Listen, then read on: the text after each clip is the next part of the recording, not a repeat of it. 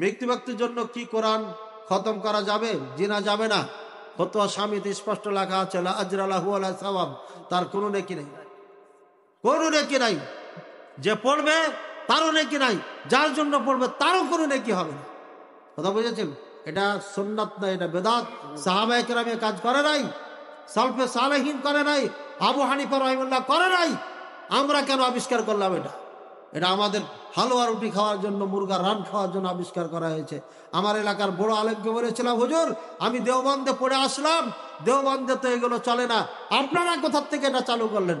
হুজুর বলছে সমাজ মানে না তাই করতেছি। আমি বলছি সমাজ মানে না তো আপনি তো মানবেন।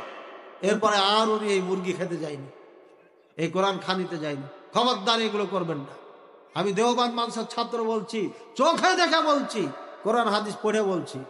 আলতু ফালতু কাজ করে ইমান নষ্ট করবেন না। বেদাতি হচ্ছে জাহান্নামী, নিঃসন্দেহে জাহান্নামী, কোনোদিন জান্নাতে যাবে না।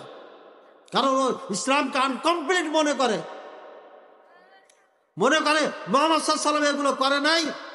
মুহাম্মদ সাল্লাল্লাহু আলাইহি ওয়াসাল্লাম খেয়ানত করেছে, নাউজুবিল্লাহ। এটা করে নাই মুহাম্মদ সাল্লাল্লাহু আলাইহি ওয়াসাল্লাম, সাহাবায়ে কেরাম করে নাই। বোঝা যাচ্ছে এটা আল্লাহর রাস্তা, পথ না, মুহাম্মদ সাল্লাল্লাহু আলাইহি ওয়াসাল্লামের পথ না। যেই পথে থাকলে জান্নাতে যাবেন সেই পথ নয়, এই পথ আপনাকে জাহান্নামে নিয়ে যাবে। পৃথিবীতে কোনো দলিল নাই যে আপনি মৃত্যু ব্যক্তির জন্য কোরআন পড়ে পড়ে খাবেন, কোনো দলিল নেই। আলতু ফালতু কথাকে বুঝাইতে পারেন কিন্তু দলিল দিতে পারবেন না।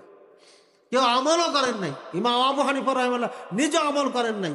আপনি খালি পরিচয় দিবেন হানাফি, আর মনে যা চাইবে তা করবেন না। ইমাম যা করেছেন, করতে বলেছেন ওটা করেন, তাহলে আপনি হানাফি। আল্লাহ বুঝার তৌফিক দান করুন।